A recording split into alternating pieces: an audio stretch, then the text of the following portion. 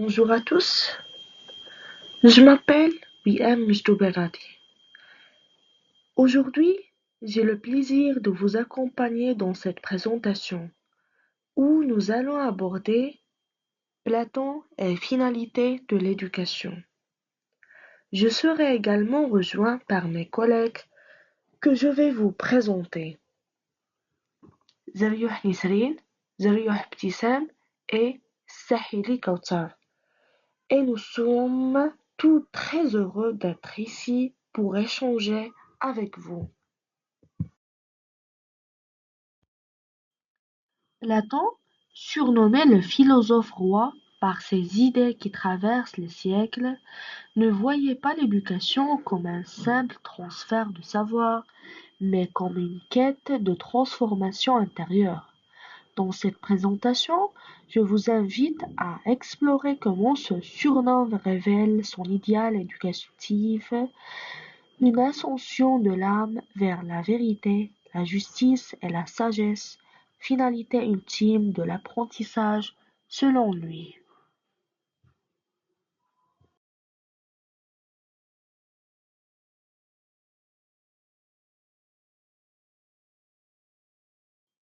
Alors, pour comprendre Platon, il faut d'abord plonger dans le contexte historique et social qui a façonné sa pensée, une époque marquée par des bouleversements politiques, des guerres et un intense débat intellectuel.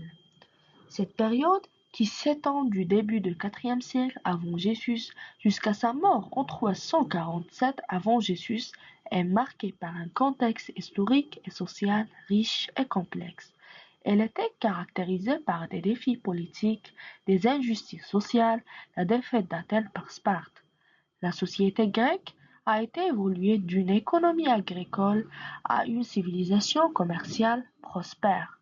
Sur le plan religieux, les Grecs pratiquaient le polythéisme avec des dieux et des déesses. Les mythes racontés à travers les poèmes comme l'Iliade et l'Odyssée. Alors, alors, la question fondamentale que nous devons aborder est la suivante. Comment était l'éducation durant Platon et quel est son but à travers lui? Cette formulation met en lumière les deux aspects essentiels de la problématique, le contexte éducatif de son époque et la finalité que Platon attribue à l'éducation.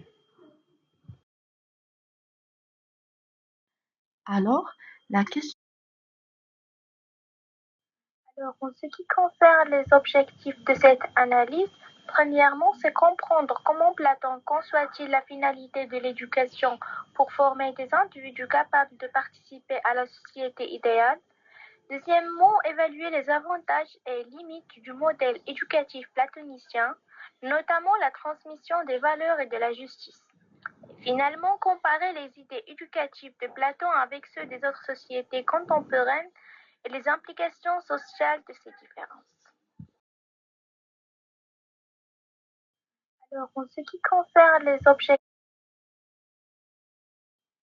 pour le mythe de la caverne et son symbolisme en pédagogie, ce mythe illustre ce processus-là. Des individus enchaînés voient seulement des ombres, représentant l'ignorance et les illusions. L'un d'eux se libère, accède à la lumière, c'est-à-dire symbole de la vérité, et découvre la réalité. En pédagogie, ce mythe montre que l'éducation est une libération progressive de l'ignorance qui pousse chacun à chercher la vérité et à revenir ensuite aider les autres, réalisant ainsi une responsabilité morale envers la société.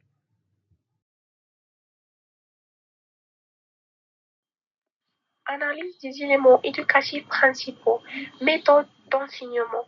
Dans la philosophie de Platon, l'enseignement repose sur la dialectique.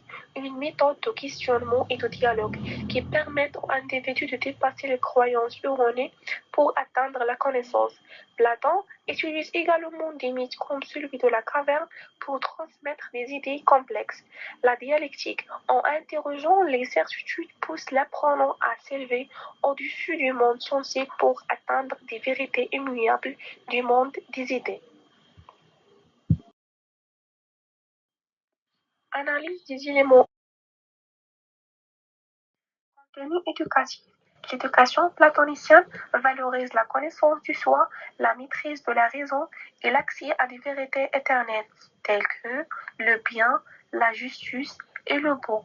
Platon ne cherche pas à inculquer des savoirs pratiques, mais plutôt des savoirs moraux et philosophiques qui visent à purifier l'âme de ses illusions et de ses désirs matériels.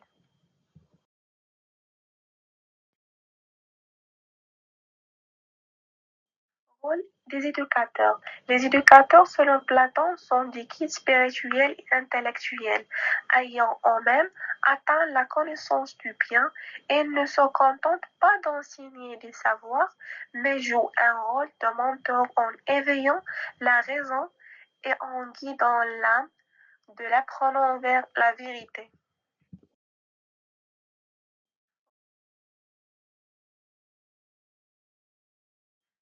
Les apprenants.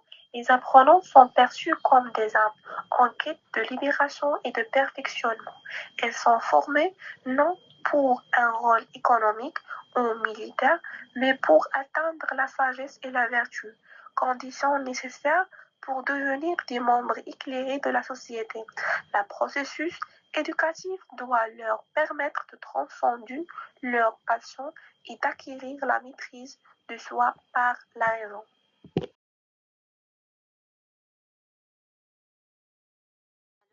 Finalité éducative, valeurs inculquées. Platon inculque des valeurs centrées sur la vérité, la justice et la connaissance rationnelle et considère que la réalité sensible n'est que l'ombre d'un mondial idéal. Dans la République est définie la justice comme l'harmonie sociale.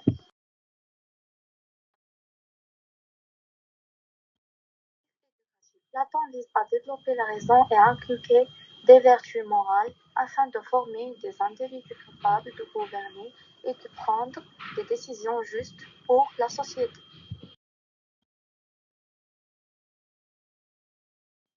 Impact sur l'individu et la société. Selon Platon, l'éducation est essentielle pour permettre à l'individu de trouver sa place dans la société en fonction de ses capacités.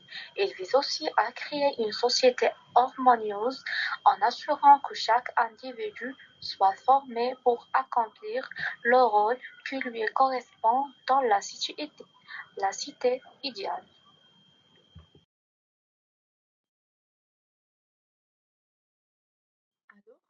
En conclusion, pour Platon, l'éducation est un processus continu qui vise à former des citoyens capables de contribuer de manière significative au bien-être de la société. Les ido-platoniciens trouvent encore écho dans la philosophie de l'éducation moderne, qui valorise l'esprit critique, l'éthique et le rôle social de l'éducation. Des concepts comme le développement de la citoyenneté et la pensée critique rappellent les aspirations platoniciennes d'une éducation orientée vers la vérité et la justice.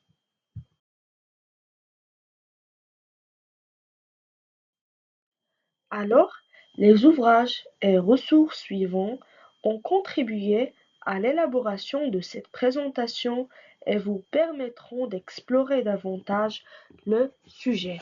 Alors, on a books.openedition, www.alloprof.qc.ca, bing.com, frwikipedia.org, UNESCO, Sciences de loisirs H.